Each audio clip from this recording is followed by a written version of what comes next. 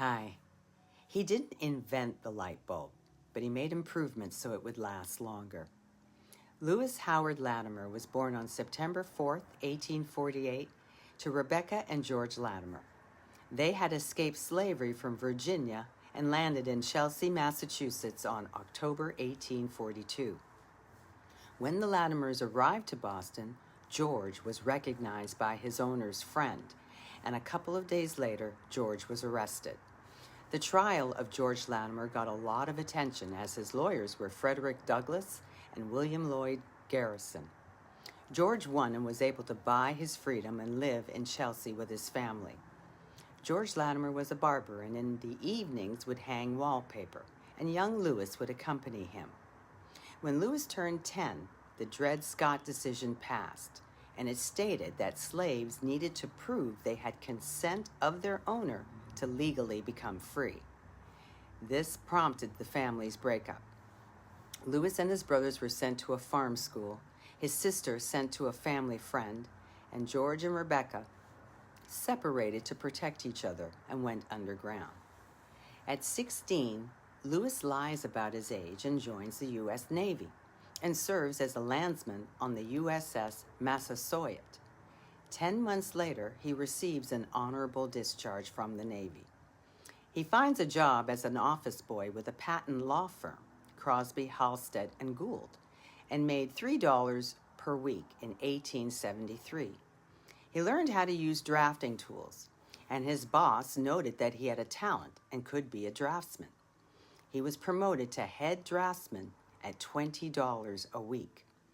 While he's at the patent office, he marries Mary Wilson, and they had 2 daughters.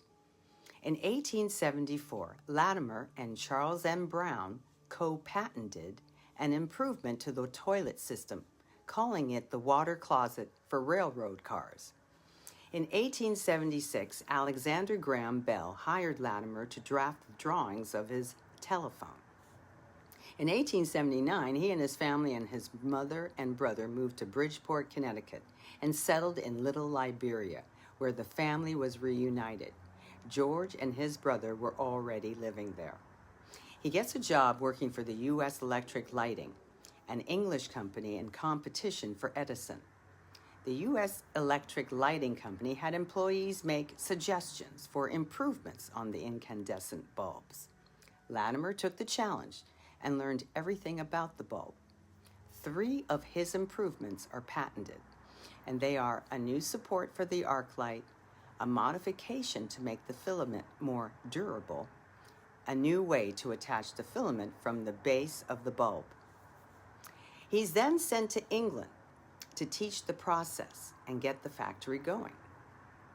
When he returned to the United States, he worked with Edison and developed the beginnings of an air conditioner. In 1918, Latimer was allowed to join the prestigious Edison Pioneers, being the first person of color to be allowed. Latimer writes the first book on incandescent electric lighting and supervises the installation of electric lights in New York, Philadelphia, Montreal, and London. He became a patent consultant and worked with Hammer and Schwartz consulting firm until he retired in 1924. He taught English and drafting. He wrote poetry and plays. He played the violin and flute and painted. He died on December 11, 1928, at 80 years old. He was a well-liked and respected and proved that a colored man was capable of highly technical work. And I'll just leave that right there.